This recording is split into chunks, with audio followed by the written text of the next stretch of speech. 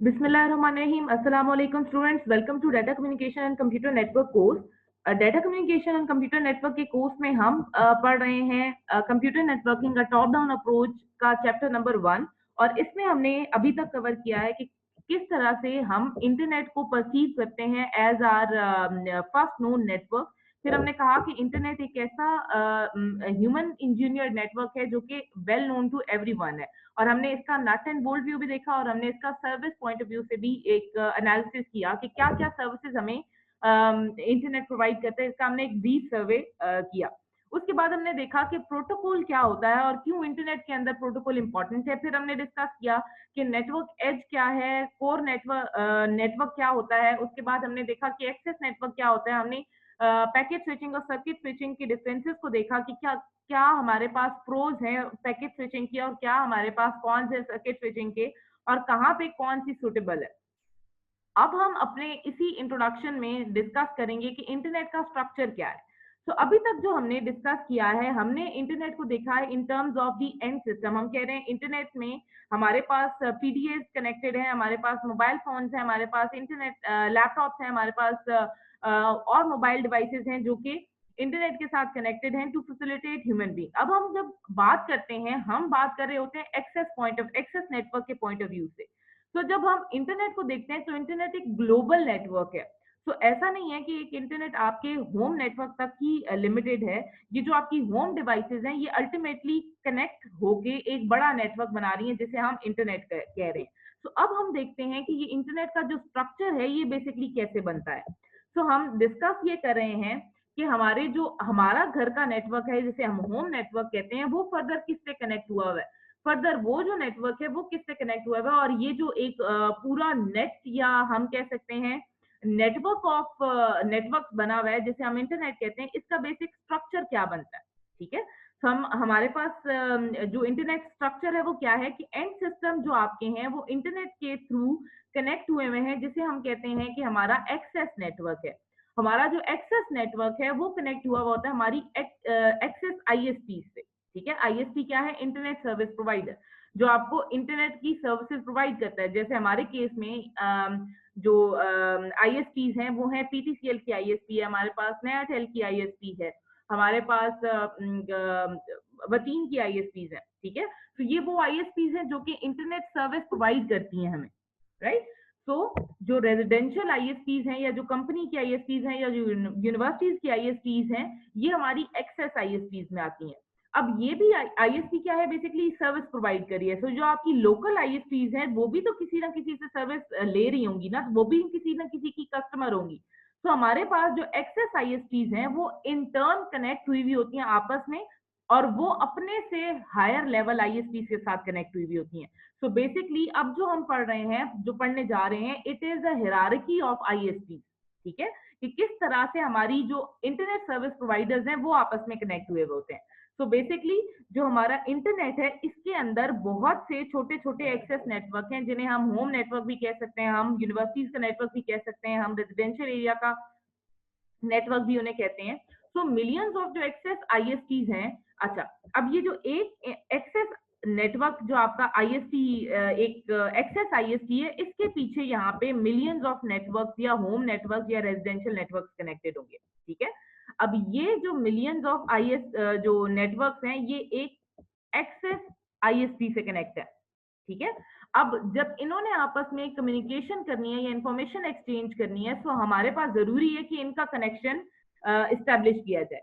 अब हमारे पास एक तरीका क्या है कि हम इनको जो एक्सेस आईएसपीज हैं इनको किस तरह से कनेक्ट कर सकें। वो ये कि हम हर आईएसपी को हर दूसरी आईएसपी से कनेक्ट कर दें।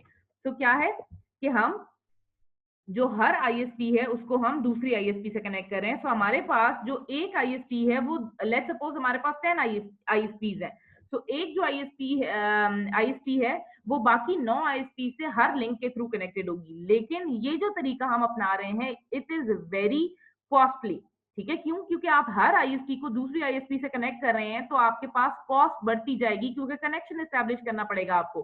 तो हमारे पास जो स्केलेबिलिटी है इसकी वो बहुत हाई है, और दूसरी बात ये कि कॉस्ट हमारे पास बहुत हाई इंक्रीज कर जाएगी। ठीक है। तो जो इसकी स्केलेबिलिटी है वो क्या बनेगी, big O of N square, कि हर जो आपके पास एक्सेस आईएसपी है उसने दूसरी आईएसपी से एक लिंक एस्टैब्लिश करना है, ठीक है। तो ये हमारे पास तरीका कॉस्टली है। तो दूसरा तरीका क्या है कि हमारे पास एक ग्लोबल आईएसपी हो जो कि हमारी एक्सेस नेटवर्क की जो आईएसपीज हैं उनको आपस में कनेक्ट कर रहा हो, ठीक है। अब यहाँ पे दोबारा से एक जो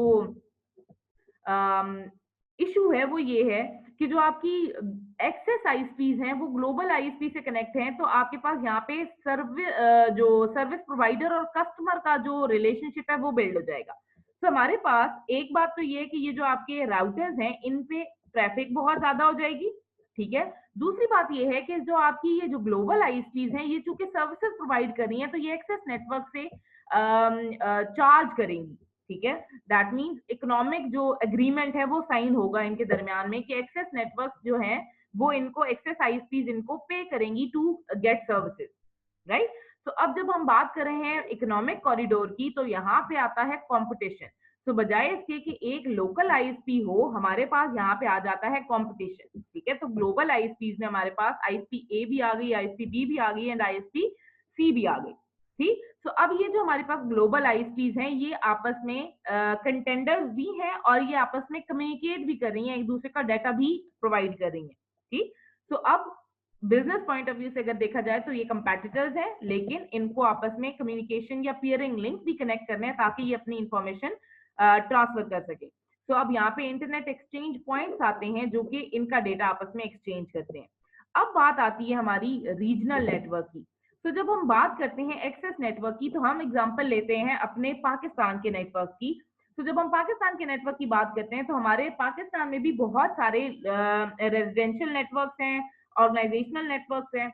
अब वो सारे एग्जांपल अगर हम लें तो इस्लामाबाद में रेजिडेंशियल और जो ऑर्गेनाइजेशनल नेटवर्क्स हैं उनका एक पूरा चेन होगा, ठीक है। तो हम कहते हैं एक हमारे पास जो लेवल है वो है access network of provincial area, फिर हम कहते हैं कि नेशनल लेवल पे भी इनको कनेक्ट किया जाएगा, फिर इनको हम इंटरनेशनल लेवल पे कनेक्ट करते हैं। तो ये एक हिरार्की बिल्ड होती है, ठीक है। तो हम लेट्स सपोज हम ये कहते हैं ये रीजनल जो नेटवर्क है इसे हम कहते हैं ये पाकिस्तान का रीजनल नेटवर्क है, ठीक है। तो इन टर्न जो पूरे पाकिस्तान की ट्रैफिक है वो कहाँ से सर्व होगी, वो यहाँ इस एक लिंक से हमारी जो ग्लोबल आईएसपी है उस तक पहुंच रही होगी। इफ यू रिमेम्बर तो हमारे पास एक दौर ऐसा आया था जिसमें इंटरनेट सर्विस पूरे पाकिस्तान में ब्लॉक हो गई थी, तो कट ऑफ हो गई थी। तो उसका रीजन क्या था कि ये जो आपका कनेक्शन है ये स्टैब्लिश नहीं हो पा रहा था, यहाँ पे जो वायर है जो सी के थ्रू जा रही थी वो कट डाउन हो गई थी, ठीक है। तो ये जो लिंक है जब ये ड्रॉप हो गया तो आपका ये जो पूरा रीजनल नेटवर्क है वो आपका ग्लोबल आईएसपी से कनेक्ट नहीं हो सकता। तो जो भी आप रिक्वेस्ट करेंगे वो यहाँ तक पहुंच रही है, आगे ग्लोबल आईएसपी से ट्रांसलेट नहीं हो रही, राइट। तो इसका एक सोल्यूशन क्या है कि आप बजाय इसके कि एक लिंक एस्टैब्लिश करें आप मल्टीपल लिंक एस्टैब्लिश कर सकते हैं। जैसे ये रीजनल आईएसपी है, इसके दो लिंक्स एस्टैब्लिश हैं, एक आईएसपी ए के साथ है, एक आईएसपी सी के साथ है। तो अगर आपका लेट्स सपोज ये लिंक ब्रेक भी हो गया तो ये लिंक आपका एस्टैब्लिश स्टिल है और आपकी कम्युनिकेशन जो है वो पॉसिबल है। बट अगेन अगर आप मल्टीपल लिंक्स एस्टैब्लिश करेंगे, आईएसपी ए से भी आप सर्विसेज ले रहे हैं, आईएसपी सी से सर्विसेज ले रहे हैं, so it will be a costly linkage between the ISP A and ISP C for this region, right? Okay. So इन सारों को ओवरकम करता है एक कंटेंट प्रोवाइडर नेटवर्क, जैसे कि गूगल का है, माइक्रोसॉफ्ट का है, ये सारे ये एक नेटवर्क है या हम कह सकते हैं ग्लोबल आईएसपी है एक गूगल की, जो कि जिसके अपने डाटा सेंटर्स हैं, हर एरिया में अपने डाटा सेंटर्स हैं। अगर एक एरिया की बात यूरोप की बात की जाए तो 50 to 100 जो डाटा सेंटर्स हैं वो वहां पे मौजूद हैं। अगर एशिया की बात की जाए तो गूगल के एशिया में भी अपने सर्वर्स हैं, तो हर रीजन में इनके अपने सर्वर्स हैं। तो ये हमारे पास जो एक कंटेंट ग्लोबल कंटेंट प्रोवाइडर के तौर पे एक्ट करता है, राइट। तो अब हम अगर स्ट्रक्चर देखें तो हमारे पास आईएसपीज आती हैं टायर 1 आईएसपीज। टायर 1 आईएसपीज वो हैं जो कि ग्लोबल आईएसपीज के तौर पे काम कर रहे हैं, तो गूगल भी टायर 1 आईएसपीज के अंदर ही हम इसे कंसिडर करते हैं। फिर आती हैं वो आईएसपीज जो कि इन टायर 1 आईएसपीज की कस्टमर होती हैं, ठीक है। तो हम कहते हैं ये टायर 2 आईएसपीज हैं। तो टायर 2 आईएसपीज में रीजनल आईएसपीज भी आती हैं। तो ये वो रीजनल आईएसपीज हैं जो कि एक्ट कर रही हैं as a customer to tier 1 ISPs, but they are provider for access ISP, right. तो हमारे पास जो बॉटम मोस्ट टायर है दैट इज एक्सेस आईएसपीज, जो कि एक्ट करती हैं as a customer to the regional ISPs and some of them are direct customers to the tier 1 ISPs. जैसे कि आपका एक्सेस नेटवर्क है तो आप डायरेक्टली गूगल को भी एक्सेस करते हैं, ठीक है, तो हम डायरेक्ट गूगल के कस्टमर्स हैं। तो टायर 1 आईएसपीज में हमारे पास ये जो स्प्रिंट और एटी&टी एंड एनटीटी हैं, ये हमारे पास यूरोपियन आईएसपीज हैं। तो अगर हम लोकल आईएसपीज की बात करें तो हमारे पास है पीटीसीएल, वतीन, नयाटेल, साइबरनेट, ये हमारे पास पाकिस्तान की जो आईएसपीज हैं उनकी बात हम कर रहे हैं। ओके, सो कुछ पॉइंट्स हमारे पास टायर 1 आईएसपीज में ऐसे होते हैं जिन्हें हम कहते हैं point of presence. Point of presence basically वो पॉइंट्स हैं जो कि आपकी दो आईएसपीज को आपस में कनेक्ट करते हैं। इट इज बेसिकली कलेक्शन और मैश ऑफ और नेटवर्क ऑफ राउटर्स, लेकिन उन राउटर्स के एक पॉइंट को जो एक आईएसपी को दूसरी आईएसपी से कनेक्ट करते हैं उसे हम कहते हैं ये हमारा पॉइंट ऑफ प्रेजेंस है। So that was about the internet structure, जो कि बैक एंड पे हम तो इंटरनेट यूज कर रहे हैं, लेकिन जो स्ट्रक्चर है या जो हिरार्की है जो कि फॉलो होती है फॉर सर्विस प्रोवाइडर्स, वो हमने अभी देखी है। तो अब जो हमारा टॉपिक है जिसे हम कवर कर रहे हैं that is about delays losses in the network, right. हम जो discuss and of course we will discuss about throughput in the network later on in our lecture. So first of all, we will discuss about the delay loss and then we will move forward toward the throughput of in the network. So जब हम बात करते हैं network की, तो अभी तक हम बात कर रहे हैं कि हमारा जो डेटा है वो ट्रेवल करता है from one point two another, लेकिन जब हम बात कर रहे हैं कि ये डेटा ट्रेवल करता है from one point two another, तो इसके रास्ते में बहुत सारे कंपोनेंट्स से गुजरना पड़ता है। तो जो कंपोनेंट्स हैं वो डिले भी लेके आते हैं और समटाइम्स वो लॉस का भी बायस बनते हैं, पैकेट लॉस का भी बायस बनते हैं। तो अब हम ये देख रहे हैं कि जब एक नोड से दूसरी नोड तक आपका पैकेट ट्रांसफर कर रहा है तो उसे किस तरह के डिलेज का या लॉसेस का सामना करना पड़ सकता है, ये हम डिस्कस करेंगे। तो सबसे पहले हम लेट्स सपोज हम कंसिडर करते हैं कि हम पॉइंट ए से डाटा सेंड कर रहे हैं इधर, ठीक है।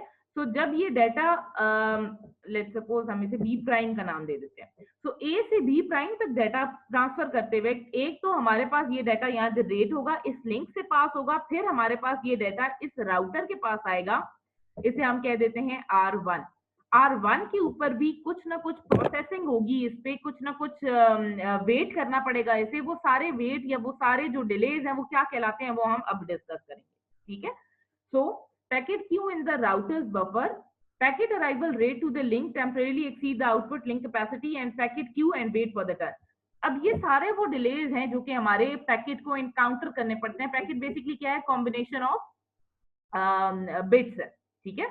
सो जैसे कि हमने डिस्कस किया था कि हमारे पास राउटर जो एक ऐसी डिवाइस है जो कि अब डाटा को रिसीव करता है, उसके बाद वो अप्रोप्रिएट आउटपुट लिंक उसका ढूंढता है। जब हमने राउटिंग के बारे में पढ़ा था लास्ट वीडियो लेक्चर के अंदर, तो हमने देखा था कि राउटर दो चीजें करता है, एक है राउटिंग और दूसरी है फॉरवर्डिंग।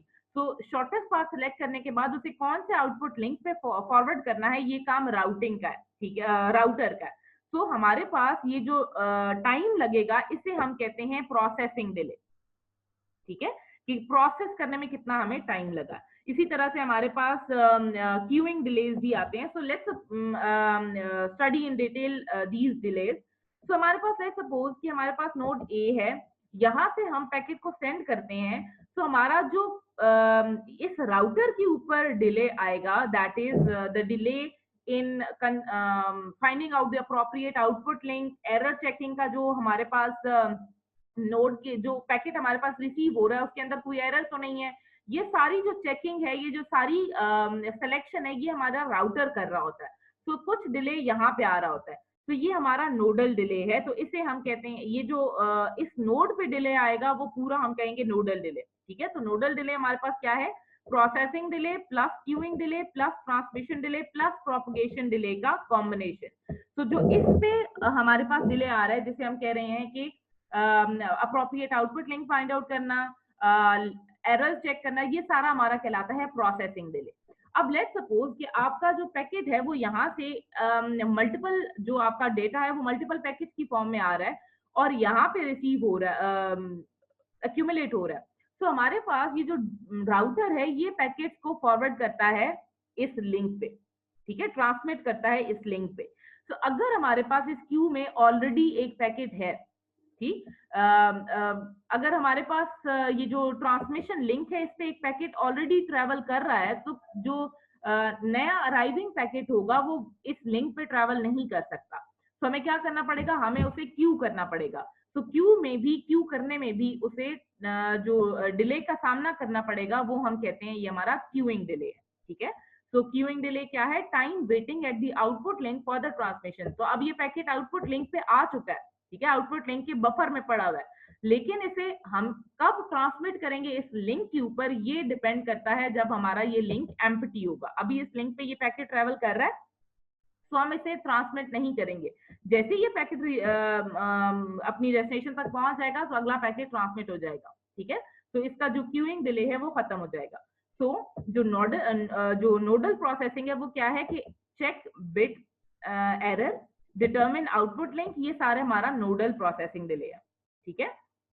इसे हम डी प्रोसेसिंग भी कहते हैं, ठीक है। और ये जो हमारे पास टोटल डी नोडल है ये इन सारों का कॉम्बिनेशन है। तो आपने प्रोसेसिंग डिले और नोडल डिले को कंफ्यूज नहीं करना, ये नोडल डिले है पूरी नोड का, ठीक है। तो जो एक पॉइंट से दूसरी पॉइंट नोड तक पहुंचाने का जो डिले है वो, और D processing is actually process करने का कि कौन से आउटपुट लिंक पे डेटा को फॉरवर्ड करना है, उसमें एरर्स हैं कि नहीं, ये सारा प्रोसेस हो रहा होता है, ये प्रोसेसिंग डिले कहलाता है। Okay, so next is transmission delay. हम ऑलरेडी ट्रांसमिशन डिले के बारे में प्रीवियस लेक्चर में पढ़ चुके हैं। हमने कहा ट्रांसमिशन डिले क्या है कि आउटपुट लिंक से जो आपका डेटा है वो इस लिंक पे सिर्फ आने का जो टाइम है उसे हम कहते हैं ट्रांसमिशन डिले। उस डेटा को इस पॉइंट से इस पॉइंट तक पहुंचाने में जो डिले है वो हम ट्रांसमिशन डिले नहीं कहते, वो हमारा कहलाता है प्रोपगेशन डिले, ठीक है। कि इस डेटा को प्रोपगेट करने में कितना टाइम लगा to reach the router, let's suppose R2, ठीक। तो ये हमारा प्रोपगेशन डिले कहलाता है। सो आपका ट्रांसमिशन डिले को कैलकुलेट करने का formula, we already discuss about this formula, is L/R। और प्रोपगेशन डिले को फाइंड आउट करने का जो फॉर्मूला है वो है physical length of the link, ठीक है। कि लेट्स सपोज ये आपका जो लिंक है वो कितने मीटर्स लॉन्ग है, कितने किलोमीटर अपार्ट है, ये जो एक्चुअल लेंथ है उसकी। और S is basically the propagation speed of the medium that actually depend on the medium that you use। अगर आप ऑप्टिक फाइबर यूज कर रहे हैं तो प्रोपगेशन स्पीड ऑब्वियसली हाई होगी। अगर आप फाइबर ऑप्टिक या ट्विस्टेड पेयर यूज कर रहे हैं as a medium of transmission, तो ये जो प्रोपगेशन स्पीड है ये वेरिएट करेगी। सो प्रोपगेशन जो डिले है वो कैलकुलेट करने का फॉर्मूला क्या है, D propagation is equal to D by S, distance between the two nodes, transmitting nodes over the propagation speed of the link, right? So अगर हम ट्रांसमिशन डिले और जो प्रोपगेशन डिले है इनको देखें तो ये दोनों बहुत डिफरेंट चीजें हैं, लेकिन बाज़ औक़ात इनको कंफ्यूज किया जाता है। तो आपने इसको कंफ्यूज नहीं करना, ये दो बिल्कुल डिफरेंट चीजें हैं। अगर हम इनको समझें तो हम इसके लिए एक एनालॉजी देखते हैं। हम कहते हैं कि हमारा एक कारवान है, caravan is basically combination of multiple cars और मल्टीपल व्हीकल्स। तो हम कह रहे हैं कि हमारा एक कारवान है जो कि 10 जो कार्स हैं उन पे कंसिस्ट करता है, ठीक है। तो जो हमारा जो कार्स हैं ये हम कह रहे हैं कि ये एनालॉगस हैं, या ये एनालॉजी किसकी है, ये बिट्स की है। ये बिट 1 है, ये बिट 2 है, ये बिट 3 है, ये बिट 4 है, अप टू 10 तक हमारी जो 10 बिट्स हैं। और ये जो पूरा कारवान है ये मिलके हमारा एक पैकेट बना रहा है, ठीक है। तो यहाँ पे लिखा हुआ है कि car is analogous to bit and caravan is analogous to the packet, ठीक है। तो जब तक ये सारी कार यहाँ तक नहीं पहुंच जाती तब तक हम कहते हैं ना पैकेट की बिट्स अराइव हो रही हैं। ओके, सो पहला जो हमारे पास फीचर गिवन है that is the cars propagate at the speed of 100 kilometre per hour, right. So this is basically the propagation speed, right. So हम यहाँ पे लिख देते हैं ये एस है, ठीक। Okay, toll booth take 12 seconds to service the car, ठीक है। तो ये हमारे पास जो 12 सेकेंड्स हैं ये बेसिकली हमारे पास है ट्रांसमिशन रेट, ठीक है। तो हम इसको कह देते हैं 12 second is basically R, right. Okay, how long until car is lined up before the second tool booth, right? तो हमें ये कैलकुलेट करना है कि कितना टाइम लगेगा कि हमारी ये जो कार्स हैं ये दूसरे जो टूल बूथ है उसके सामने पहुंच जाए। तो ये जो हमारे पास जो डिले आएगा that is basically the combination of transmission delay and propagation delay. ठीक है, तो ट्रांसमिशन डिले हम कैसे कैलकुलेट करते होते थे, हम कहते थे एल बाय आर, और प्रोपगेशन डिले हम कैसे कैलकुलेट करते थे बाय डी बाय एल। ठीक है, डिस्टेंस हमारे पास कितना है 100 किलोमीटर, राइट। तो सबसे पहले हम देखते हैं कि हमारे पास जो 10 कार हैं उनको प्रोसेस करने में कितना टाइम लगेगा। तो अगर एक कार को प्रोसेस करने में 12 सेकंड लग रहे हैं तो जो 10 कार्स हैं उनको प्रोसेस करने में कितना टाइम लगेगा 12 इंटू 10। तो इसका मतलब है कि ये पूरा जो कारवान है इसको प्रोसेस करने में 120 सेकेंड लगेंगे, and 120 second is equivalent to 2 minute, right. तो हम यहाँ पे कह देते हैं कि पूरा कारवान जो है वो प्रोसेस होने में उसको या ट्रांसमिट होने में, ट्रांसमिशन जो इसका डिले है वो हमारे पास है 2 मिनट। ठीक है, उसके बाद हम देखते हैं कि हमारे पास जो okay, so this 2 minute delay is not the processing delay, it's transmission delay. I mistakenly said that it is propagation delay, but it is transmission delay to transmit this car to this link। ठीक है, okay. तो अब हमारे पास क्या है कि हमारे जो कारवान है वो 2 मिनट्स में पूरा इस लिंक पे ट्रांसमिट हो चुका है। अब प्रोपगेशन डिले की बात की जा रही है, तो प्रोपगेशन डिले कैसे कैलकुलेट होगा, डी बाय एस। ठीक है, तो डी हमारे पास क्या है 100 किलोमीटर। ठीक है, और हमारे पास जो प्रोपगेशन स्पीड है it is 100 kilometre per our. तो जब हमने इसको कैलकुलेट किया तो 100 ओवर 100 कैंसिल हो गया, पीछे बचा 1 आवर। तो हमारे पास जो प्रोपगेशन डिले है that is D by S is equal to 1 hour. So अब अगर हम देखें कि पूरा कारवान लाइनअप हो इस बूथ के सामने, तो हम क्या कैलकुलेट करेंगे, हम कैलकुलेट करेंगे ये जो हमने ट्रांसमिशन डिले इस बूथ का कैलकुलेट किया था प्लस प्रोपगेशन डिले। तो जो हमारा ट्रांसमिशन डिले है दैट इज 2 मिनट्स, और जो हमारा प्रोपगेशन डिले है that is 1 hour which is actually 60 minutes. तो टोटल हमारा जो डिले है वो कितना आएगा 60 प्लस 2। ठीक है, 60 which is equal to 1 hour, 60 plus 2 which is actually 62 minutes, right. तो ये हमारा 62 मिनट्स का डिले आ गया until whole caravan is line up in front of the second booth. Okay, so now suppose हम चेंज करते हैं एनालॉजी और हम कहते हैं कि हमारा जो प्रोपगेशन स्पीड है that increase up to 10 kilometre per sorry 1000 kilometre per hour. इसका मतलब क्या है कि जैसे ही एक कार को आप ट्रांसमिट करते हैं वो फौरन ही प्रोपगेट होके बूथ तक पहुंच जाती है। ठीक है, इसके बाद इसको प्रोसेस होने में, अच्छा अब यहाँ पे आपने एक चीज नोटिस करनी है कि आपने प्रोपगेशन स्पीड बढ़ा दी है और आपने जो time to serve on the booth है जो कि पहले 12 सेकेंड था अब वो बढ़ गया। तो इसका मतलब क्या है कि यहाँ पे जो हमारा जो ट्रांसमिशन डिले है वो बढ़ गया है और हमारा प्रोपगेशन डिले इंक्रीज हो गया, सॉरी प्रोपगेशन स्पीड इंक्रीज हो गई है। तो जैसे ही आपकी एक जो कार है वो ट्रांसमिट होती है वो फौरन ही प्रोपगेट होके यहाँ पे पहुंच जाएगी। सो द हमारा जो प्रोसेस है वो क्या है कि हर बिट जब तक पूरी जो आपका कारवान है वो अराइव नहीं हो जाता तब तक आप जो है वो प्रोसेस नहीं कर सकते फर्दर जो आपका टूल बूथ है उस तक। तो आपको वेट करना पड़ेगा until the next car arrive और जो प्रोपगेट होके यहाँ पे पहुंच जाए। तो इन टर्म्स आपका क्या बढ़ता जाएगा, डिले बढ़ता जाएगा ओवरऑल, हालांकि आपकी प्रोपगेशन स्पीड बढ़ गई है। ठीक है, तो इसलिए हमारे पास हमें सारे फैक्टर्स को देखना पड़ता है कि ट्रांसमिशन डिले ये ना हो ज्यादा हो जाए और प्रोपगेशन स्पीड बढ़ जाए। तो आपको दोनों फैक्टर्स को देखना पड़ेगा। सो नाउ लेट्स कैलकुलेट कि will cars arrive to the second booth before all the cars service at the first booth? So हमारे पास क्या है yes answer, और after 7 minutes first car arrive at the second booth, 3 cars still at the first booth। तो हमारे पास 7 minute में जो हमारी जो पहली कार है वो तो आ गई है, लेकिन क्योंकि हमारे पास टोटल 10 कार्स हैं तो 3 कार अभी भी फर्स्ट बूथ पे हैं जब तक हमारी जो कार्स हैं वो लाइन अप हो गई हैं इस बूथ के साथ। ठीक है, तो हम कैसे कैलकुलेट करेंगे 7 मिनट्स, इसको हम देख लेते हैं। हमारे पास प्रोपगेशन डिले होता है distance over speed. So now speed is 1000 kilometre per hour, right. तो हम 1000 किलोमीटर पर आवर को हम डिवाइड कर लेते हैं इनटू नंबर ऑफ मिनट्स, तो 1 घंटे के अंदर 60 सेकेंड्स है। ठीक, तो हम इसको सॉल्व कर लेते हैं। Basically this is d by s, okay, so this is d by s. Distance between the tool booth is 100 kilometers and the speed is 1000 kilometers per hour.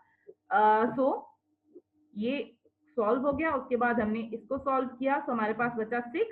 तो हम इसे जब सॉल्व करेंगे तो बेसिकली ये बचेगा 6 पर मिनट, तो 6 पर मिनट से ये 6 मिनट में आ जाएगा। ओके, तो ये हमारे पास 6 मिनट कैलकुलेट होके आ गए। तो हर जो हमारे पास कार है उसका प्रोसेसिंग जो प्रोपगेशन डिले है that is d by s which is 6 minute, और जो इसका ट्रांसमिशन डिले है दैट इज 1 मिनट। तो टोटल जो इसका डिले है वो कितना आ जाएगा, 6 + 1 7 minute. Okay, so this is how we calculate the delays or total delay from one point to another in a network. From this analogy you can easily understand the propagation and transmission delay. These tool booths will be replaced by the routers in the network if we want to replace this by a actual network, and these cars will be replaced by the packet, and the distance between the tool booth will be covered by the medium or the link, depending on the network administrator's choice. He want to use wireless network or wireless communication link or wired communication link. Okay, so apart from other delays, हमारे पास जो queuing delay है उसको हम दोबारा से पढ़ते हैं, क्योंकि क्यूइंग डिले हमारा वेरिएट करता है डिपेंडिंग ऑन दी लिंक, जो कंडीशन है उस पर वेरिएट करता है। तो यहाँ पे अगर आप इस ग्राफ को देखें तो ट्रैफिक इंटेंसिटी जो आपका क्यूइंग डिले है उसको अगर आप देखें तो ये एक्सपोनेंशियल है। ठीक है, कि अगर ट्रैफिक इंटेंसिटी बढ़ती जाएगी तो क्यूइंग डिले ऑटोमेटिकली बढ़ता जाएगा। तो अगर आप इसको देखें तो अगर आपकी जो रोड है वो एम्प्टी है तो ऑब्वियसली कोई क्यूइंग डिले नहीं है, आपका जो भी व्हीकल है वो सर्टेनली विदाउट एनी डिले आपकी डेस्टिनेशन तक पहुंच जाएगी। बट इफ यू कंसिडर ये वाली सिचुएशन, तो यहाँ पे आपका जो क्यूइंग डिले है that will increase to an exponential level, क्योंकि यहाँ पे आपको एक नोड से दूसरी नोड तक पहुंचने के लिए क्यूइंग के प्रोसेस में लगना पड़ेगा। ठीक है, so this is basically the concept of queuing delay, that it depends on the link situation. So now real internet delay and route की जब हम बात करते हैं, so what do real internet delay and loss look like? So हमारे पास एक command है trace route की, जो कि हम अप्लाई करके देख सकते हैं कि हमारा जो हमारी इंफॉर्मेशन है वो कौन से रूट को फॉलो करती है। ठीक है, तो अगर हम देखें तो हमारे पास यहाँ पे जो नोड ए है से बी तक जाते हुए यहाँ पे हमारे पास मल्टीपल राउटर्स दरमियान में आते हैं। ठीक है, तो अगर हम देखें तो ये हमारे पास है 3 प्रोब, मतलब कि हमें 1 2 and 3 राउटर से होके ये वापस इंफॉर्मेशन आ रही है। तो ये हमारे पास ट्रेस रूट की कमांड है। अगर मैं यहाँ पे अप्लाई करूं, मुझे CMD ओपन करना पड़ेगा और मैं यहाँ पे लिखूंगी विंडोज में ट्रेस रूट की कमांड है TRACE and RT। ठीक है, और ट्रेस रूट करके आप कोई भी जो ISP है उसका या कोई भी नोन जो आपको राउटर है उसका आप नाम लिख सकते हैं।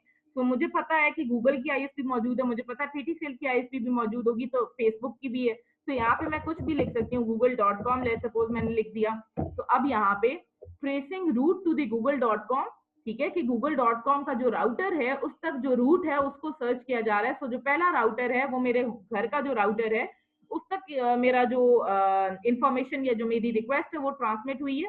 ठीक है, दैट इज माई router.home।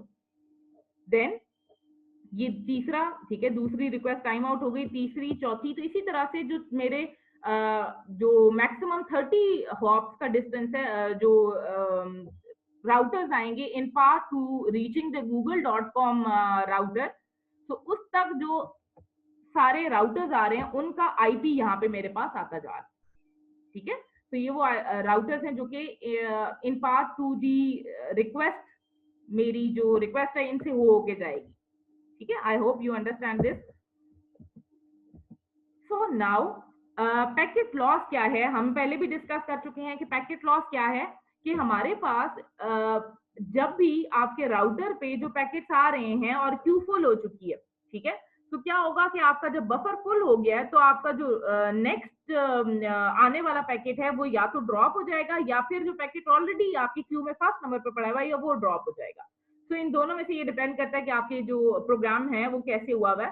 तो जब आपका जो बफर है, हम हमेशा कहते हैं कि जो आपकी बफर की कैपेसिटी है वो फाइनाइट होती है, वो एक लिमिटेड नंबर ऑफ पैकेट हो सकते हैं। अगर उससे एक्सीड कर जाएगा तो आपका जो पैकेट है वो अराइविंग पैकेट भी ड्रॉप हो सकता है या फिर जो आपका ऑलरेडी स्टोर्ड पैकेट है वो भी ड्रॉप हो सकता है। तो जब पैकेट ड्रॉप होगा इसे हम कहते हैं पैकेट लॉस। और जो आपका पैकेट लॉस हो जाता है वो आपकी प्रीवियस नोड दोबारा से रीट्रांसमिट कर देती है, ताकि अगर बफर में कैपेसिटी होगी तो आपका दोबारा जो पैकेट है वो बफर में स्टोर हो जाएगा and it will wait for its turn to be transmitted over the link. अच्छा, अब बात आती है थ्रूपुट की। तो throughput is a very important feature of any network. Throughput basically क्या है? आउटपुट। ठीक है, तो थ्रूपुट क्या है? Rate at which bits transfer between the sender and receiver. तो हम हमेशा चाहेंगे कि हमारी जो थ्रूपुट है वो अच्छी से अच्छी आए, क्योंकि हम नहीं चाहते कि हमारा जो सेंडर और रिसीवर के दरमियान में जो ट्रांसफर हो रहा है डेटा वो किसी भी डिले का शिकार हो। ठीक है, तो बेसिकली थ्रूपुट क्या है? Bits in time unit. ठीक है, पर टाइम यूनिट के कितने पर सेकंड आपकी कितनी बिट्स ट्रांसफर हो रही हैं, this is basically throughput. Throughput हमारे पास दो तरीके से कैलकुलेट हो सकती है। एक है इंस्टेंटेनियस थ्रूपुट, दूसरी है average throughput. Instantaneous throughput as a name indicate क्या होगी कि आप किसी भी नेटवर्क में किसी एक पॉइंट पे जाके आप कहते हैं कि इस पॉइंट पे बेसिकली जो आपका थ्रूपुट है वो कितनी है। और दूसरा क्या है कि आप बजाय से किसी एक पॉइंट पे आप कंसिडर करें, आप मल्टीपल पॉइंट्स पे जो अपनी थ्रूपुट है वो कैलकुलेट करते हैं और फिर उसकी एवरेज फाइंड आउट करते हैं, ताकि आपको एवरेज थ्रूपुट अपने लिंक जो नेटवर्क है उसकी पता चल जाए, right. So this is basically instantaneous throughput and okay average throughput. यहाँ पे अगर हम देखें तो server with the file of F bits to send to the client, this is the link capacity R S. ठीक है, जो हमारे पास सर्वर वाले लिंक की कैपेसिटी है, और दूसरी हमारे पास लिंक कैपेसिटी है आर सी। नाउ कंसिडर कि हमारा जो सर्वर है वो बिट्स को ट्रांसफर कर रहा है इस पाइप पे। ठीक है, ये पाइप इज एक्चुअली लिंक है जो कि दो नोड को आपस में कनेक्ट कर रहा है। ठीक है, तो अगर हमारे पास ये जो लिंक है इसकी कैपेसिटी है आर एस, तो ये जो पाइप है ये इस जो बिट्स हैं जिसको इस वक्त फ्लूइड कहा गया है, क्योंकि पाइप की एनालॉजी यूज की जा रही है, तो इस फ्लूइड को eight the rate of R S bits per second transfer कर सकता है। और ये जो पाइप है ये इस जो बिट्स है उनको at the rate of R C bits per second transfer कर सकता है। अगर आप नोटिस करें तो ये जो आपका पाइप है, it is a narrower pipe as compare to this R C pipe. ठीक है, तो अब हम देखते हैं कि इसका क्या मतलब है कि अगर आपका आर एस, ठीक है, जो आपका पाइप है, it is narrower than the R C pipe, तो क्या होगा कि यहाँ से लेस नंबर ऑफ बिट्स आ रही हैं लेकिन आगे कैपेसिटी है ज्यादा बिट्स को ट्रांसफर करने की, तो क्या होगा कि ये वाला जो आपका लिंक है ये अंडर जो यूजेज है इसकी कैपेसिटी के, वो उसको हम यूज कर रहे हैं। ठीक है, अंडर यूटिलाइज है ये वाला लिंक हमारा। ओके, तो अगर हम दूसरा इसका ऑपोजिट वर्जन देखें, तो अगर हमारे पास R S is greater than R C, तो क्या होगा हमारे पास कि नंबर ऑफ बिट्स जो आ रही हैं वो ज्यादा है लेकिन उनको ट्रांसफर करने की कैपेबिलिटी कम है, तो क्या होगा यहाँ पे जो बिट्स हैं वो बफर होना शुरू हो जाएंगी या फिर उसके बाद पैकेट लॉस होना शुरू हो जाएगा। ठीक है, तो इसे हम कहते हैं बॉटल नेक। ये जो हमारे पास अप्रोच है ये कहलाती है बॉटल नेक। ठीक है, कि यहाँ पे बॉटल नेक क्रिएट हो गया है, link on the end path that constrain the end to end throughput. ठीक है, जो लिमिट कर देती है हमारी एंड टू एंड थ्रूपुट को। तो इंटरनेट सिनेरियो में क्या होता है कि हमारे पास मल्टीपल पीसीज हैं जो कि कम्युनिकेशन कर रहे होते हैं मल्टीपल सर्वर्स के साथ। तो हमारे पास यहाँ से डाटा आ रहा है और ये रिक्वेस्ट कर रहे होते हैं, इसके रिक्वेस्ट में हमारे पास यहाँ सर्वर उस डाटा को भेज रहे होते हैं। तो this is R S and this is R C. ठीक है, तो अगर इन दोनों में से प्रीवियस सिनेरियोज में से कोई भी होगा तो हमारे पास बॉटल नेक की जो सिचुएशन है वो क्रिएट होगी। तो नॉर्मली जब हम इंटरनेट सर्विसेज की बात करते हैं तो इंटरनेट सिनेरियो में हमारे पास बॉटल नेक का जो प्रॉब्लम है वो आता है। ठीक है, तो दिस इज बैकबोन नेटवर्क जिसके अंदर RS की आप कैपेसिटी सेंड कर सकते हैं, तो यहाँ पे अगर बॉटलनेक क्रिएट हो जाएगी तो आपका जो डाटा है ट्रांसमिशन या थ्रूपुट है वो कम हो जाएगी। ठीक है, so this is all for today's lecture. I hope आपको समझ आ गया होगा। अगर आपकी कोई क्यूरीज हैं तो आप वो कमेंट सेक्शन में मेरे से पूछ सकते हैं। I hope you get my point.